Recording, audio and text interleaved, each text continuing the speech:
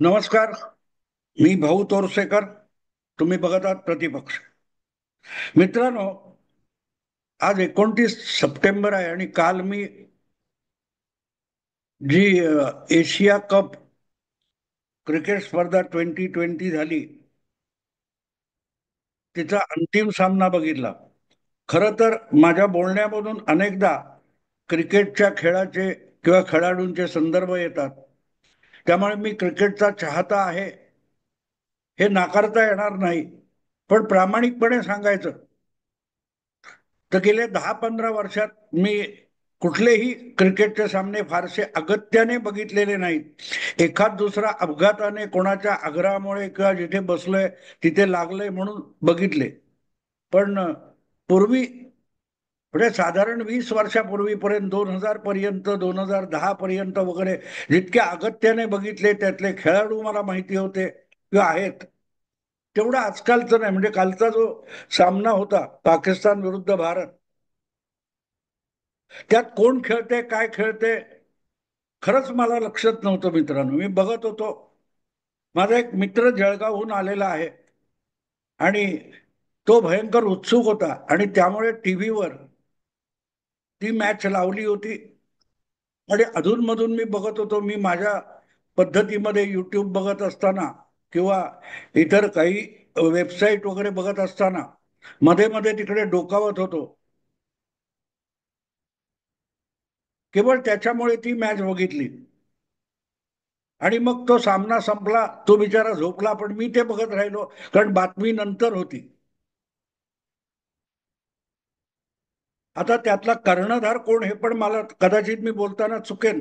सूर्यकुमार यादव कदाचित कर्णधार आहे, त्यातला कॅप्टन आहे भारताचा. आणि पाकिस्तानचा कॅप्टन कोण आहे तो मला पण माहित नाही. तो आला होता, तो बघितला, पण म्हणजे त्या कॉमेंट्रीच्या निमित्ताने आला होता, पण त्याचं नाव मला आठवणीत सुद्धा नाही. किंबहुना पाकिस्तानच्या अख्ख्या टीम मधले कोण आहेत, बांगलादेशी कोण आहेत, मला काही आजकालचं माहिती नाही. पण तरीही माझ्यासाठी कालचा हा अंतिम सामना हा महत्वाचा ठरला. आणि तो सुद्धा आम्ही अर्थातच पहिल्यांदा पाकिस्तानची जी बॅटिंग झाली ती बघितलेली नाहीये.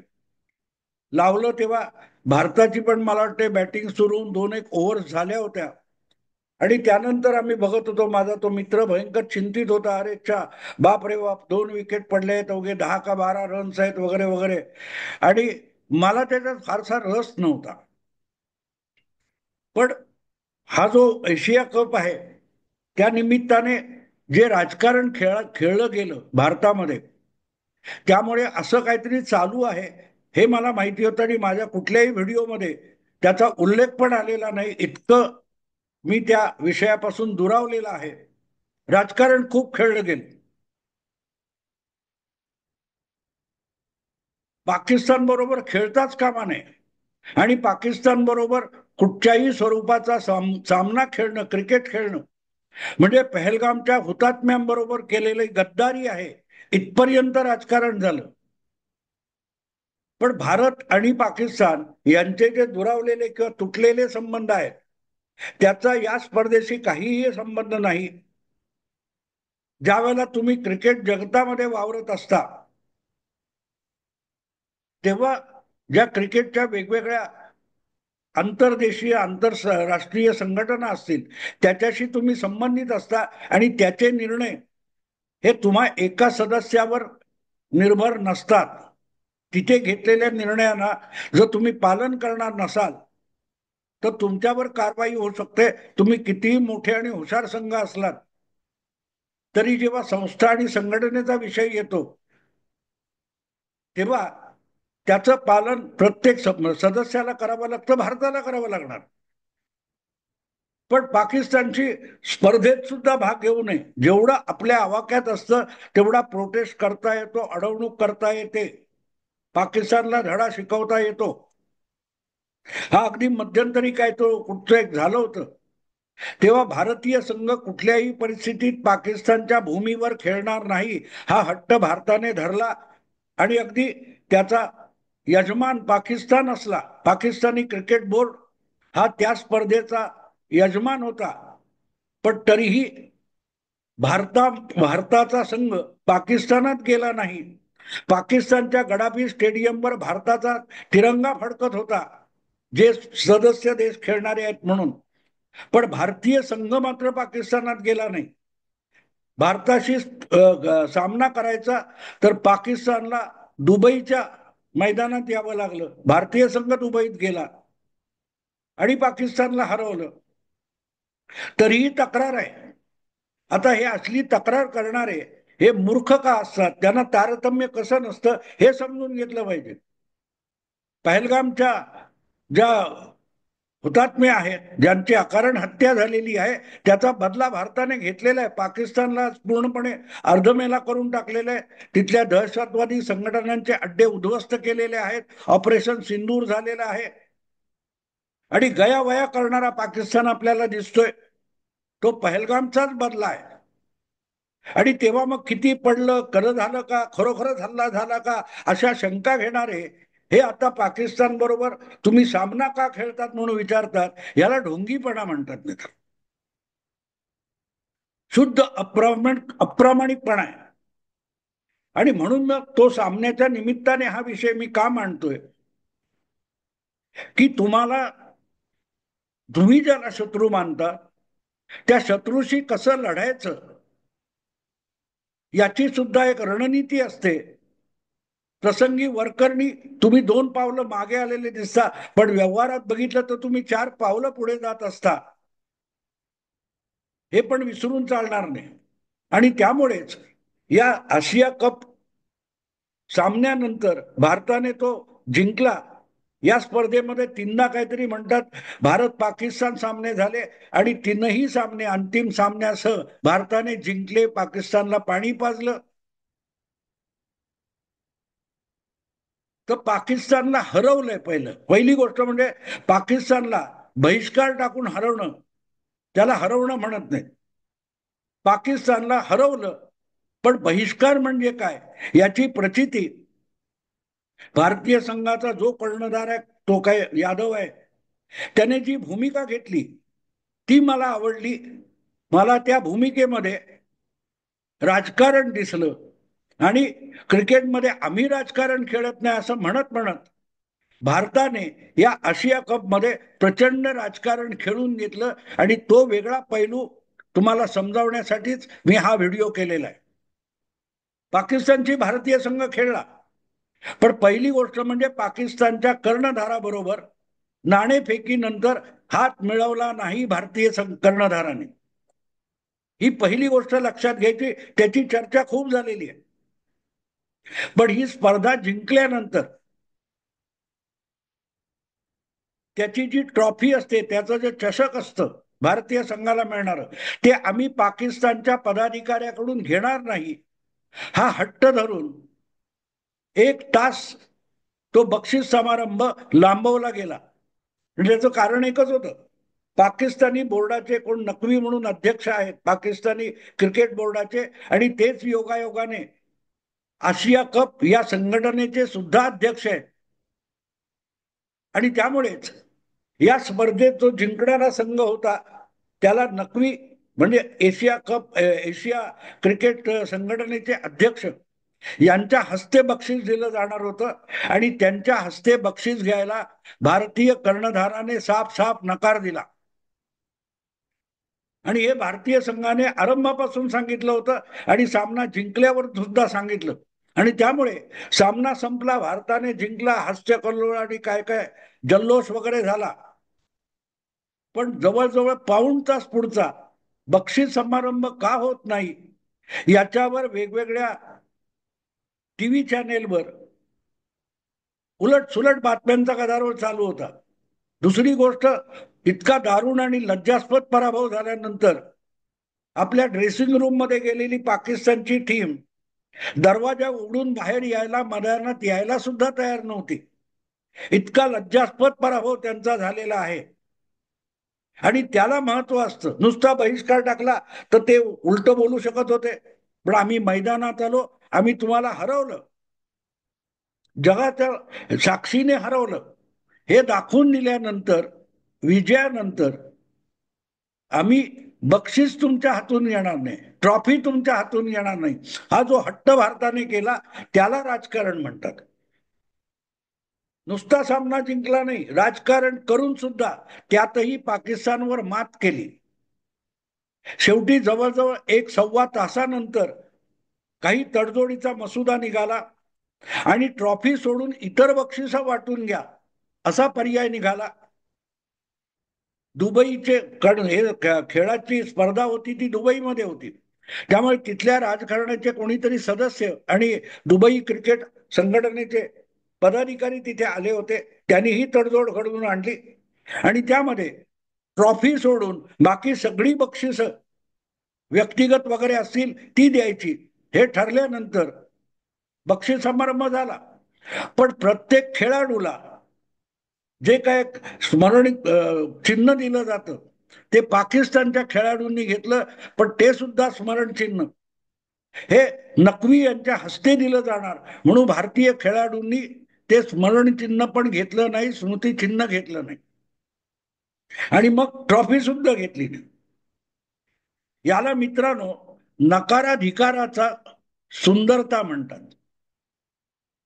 आम्ही खेळू, आम्ही सामना जिंकू, पण बक्षीस कोणाच्या हातून घ्यायचं याचा अधिकार हा आमचा व्यक्तिगत आहे आणि त्याच्यावर संघटनेचं, अगदी आशिया संघटना असो की आंतरराष्ट्रीय संघटना असो, त्या संघटनेचा अधिकार आम्ही बक्षीस कोणाच्या हातून स्वीकारावं हा अधिकार तुम्ही आमचा काढून घेऊ शकत नाही. इतका सूक्ष्म बारकावा भारताने दाखवून दिलेला आहे, भारताने दाखवून दिलंय आणि ते फार महत्वाचं आहे.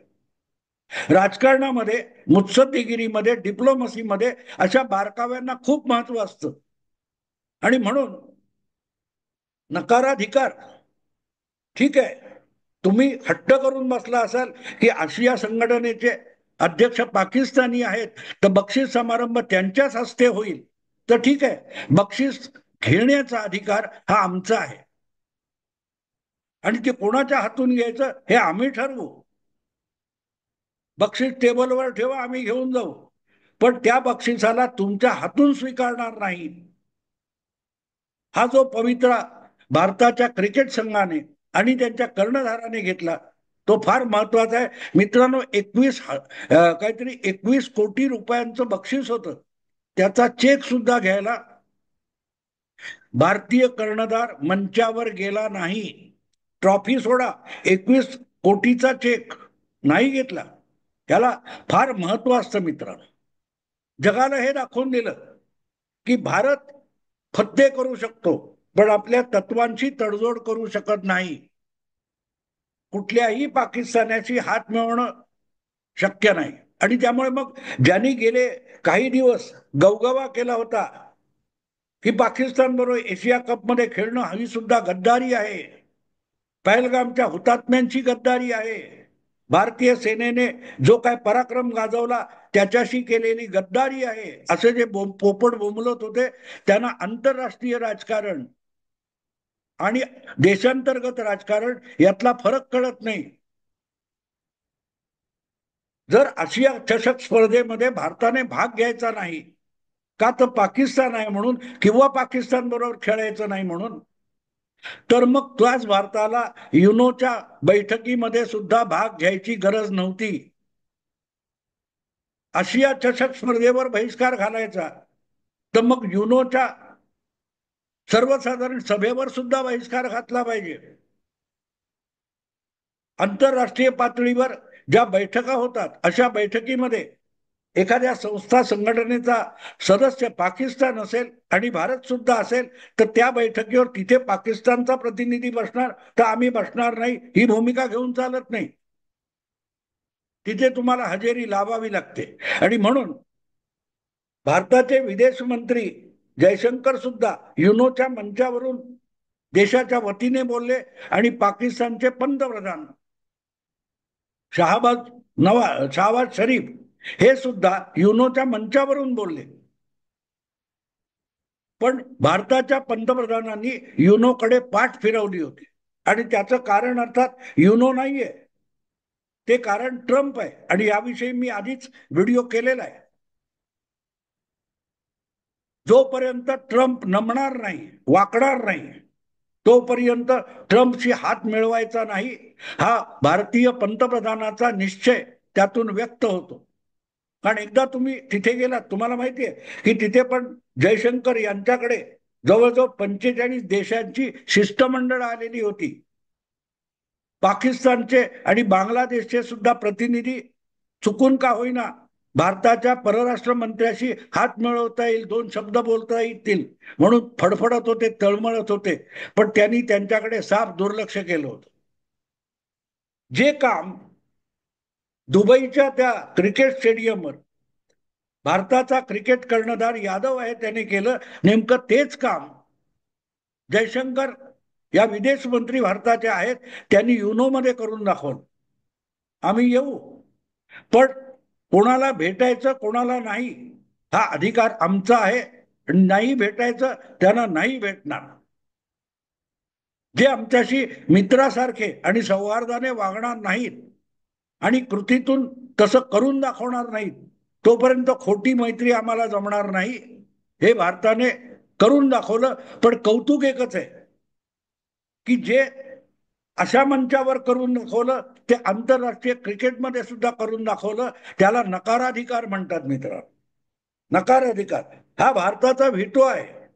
आज जागतिक क्रिकेटमध्ये जो काय पैसा खेळवला जातो त्यातला 70-80% पैसा भारतातून येत असल्यामुळे जागतिक क्रिकेटवर भारताची दादागिरी चालते हा आरोप होतो. तो आरोप अजिबात खोटा नाहीये, पण तो आरोप करताना समोरचेही लाचार आहेत. पाकिस्तानची ती लाचारी आहे, भारताबरोबर खेळलं पाहिजे, कारण त्यातून पाकिस्तानी क्रिकेटला पैसे मिळतात आणि त्यातून पाकिस्तानी क्रिकेटला निदान चटणी भाकर खाता येते, इतकं पाकिस्तानी क्रिकेटचं दिवाळं वाजलेलं आहे. आणि त्यामुळे पाकिस्तानची ती अगतिकता आहे. वारंवार पाकिस्तानला तुम्ही भिकारी आहात, पाकिस्तानी क्रिकेट भिकारी आहे. भारताच्या चाहत्यांकडून मिळणाऱ्या पैशावर पाकिस्तानी क्रिकेटला गुजराण करावी लागते हे दाखवून देणं ही सुद्धा एक प्रकारची लढाई असते आणि लढाईतली जीत असते. पण मला कौतुक कसलं वाटलं असेल की जी भूमिका भारताचे विदेश मंत्री युनोच्या मंचावर, आंतरराष्ट्रीय मंचावर कृतीतून करून दाखवत होते, बोलून दाखवत होते, ते न बोलता भारताच्या क्रिकेट कर्णधाराने सुद्धा ती डिप्लोमसी दुबईच्या क्रिकेट मैदानावर दाखवली की कुठे किती वेळ हो, समारंभ हो किंवा न हो, पण पाकिस्तानच्या कुठल्याही पदाधिकाऱ्याच्या हातून भारतीय संघ कुठलंही बक्षीस घेणार नाही. अगदी अटीतटीच्या लढाईमध्ये, सामन्यामध्ये जी ट्रॉफी मिळवली ती सुद्धा त्याला पाकिस्तानच्या हातून आम्ही घेणार नाही. मित्रांनो, याला राजकारण म्हणतात आणि ते राजकारण कळत नसेल त्याने आपल्याला राजकारणी म्हणवू नये. कारण राजकारणामध्ये कायम तलवार उचलून खडे राहा याची गरज नसते. न बोलताही, न घाव घालता, न वार करता तुम्हाला समोरच्याला घायाळ करता येतो, अर्धमेला करता येतो, पराभूत करता येतो. हे देशाचे पंतप्रधान नरेंद्र मोदी यांनी युनोकडे पाठ फिरवून त्या बैठकीला न जाता दाखवून दिलं. तर मैदानावर हजर असताना सुद्धा पाकिस्तानी पदाधिकाऱ्याच्या हातून ट्रॉफी घेणार नाही या कृतीतून आणि हट्टातून भारतीय क्रिकेट कर्णधाराने आपल्या नकाराधिकाराची ताकद दाखवून दिली. ताकद दाखवून दिली. पण पाकिस्तानच्या सगळ्या खेळाडूंना यावं लागलं कारण त्यांची अगतिकता आहे. अशा स्पर्धेतून जे पैसे मिळतात त्या पैशावर पाकिस्तानच्या क्रिकेटला गुजराण करावी लागते. एक काळ जगातली मोठी टीम मानली जायची क्रिकेट. एक काळ त्यांनी विश्वचषक सुद्धा जिंकलेला, इम्रान जावेद वगैरे कोण होते त्यांनी. अशा पाकिस्तानची अवस्था आज इतकी वाईट आहे क्रिकेटची की त्यांना बोर्ड चालवायचा तर पैसे नाहीयेत आणि ते पैसे भारताबरोबर खेळल्याशिवाय मिळत नाही. जगाच्या इतर कुठल्याही देशात जाऊन क्रिकेट खेळलं किंवा इतर कुठल्याही देशाच्या टीम बरोबर क्रिकेट खेळलं तर जेवढे पैसे मिळत नाहीत ते सगळे एकत्र करून त्यापेक्षा अधिक पैसे भारताबरोबरच्या सामन्यामुळे पाकिस्तानच्या क्रिकेटला मिळू शकतात, ही त्यांची अगतिकता आहे. आणि त्यामुळे ज्याला आपण भीक घालतो त्याला आपण भीक घालतोय, हा भिकारडा आहे, हे दाखवणं अगत्याचं असतं. आणि अशा भिकाऱ्याकडून आम्ही कुठलीही ट्रॉफी घेणार नाही, हा जो अट्टहास भारतीय कर्णधाराने केला त्याला मी नकाराधिकाराचं सौंदर्य मानतो. आपल्या हाती जो एक छोटा अधिकार आहे, बक्षीस मोठं जिंकलेलं आहे, पण ते कोणाच्या हातून घेणार, हा माझा अधिकार आहे. आणि त्या अधिकारामध्ये बक्षीस देण्याचा तुमचा अधिकार मी नाकारतो. भारताच्या कर्णधाराने काय सांगितले ते समजून घ्या. पाकिस्तानच्या कुठच्याही व्यक्तीकडून मी जिंकलेलं बक्षीस सुद्धा मी घेणार नाही, मी ते कुर्बान करू शकतो. तुमचा अधिकार बक्षीस देण्याचा असेल, पण बक्षीस न घेण्याचा अधिकार वापरून बक्षीस देण्याच्या तुमच्या अधिकारावर मी काळीमा फासू शकतो, हा त्याचा अर्थ. आणि ती काळीमा ही एक प्रकारे नकाराधिकाराचं सौंदर्य आहे. जसं काजळ काळं असतं पण ते योग्य जागी लावलं तर ते सौंदर्य वाढवतं म्हणतात, तसा भारतीय कर्णधाराने वापरलेला नकार अधिकार हा माझ्या मते या सगळ्या क्रिकेटच्या राजकारणातली एक सौंदर्य कृती आहे. मित्रांनो, आवडलं लाईक करा, शेअर करा आणि प्रतिपक्षाला सबस्क्राईब करा. नमस्कार.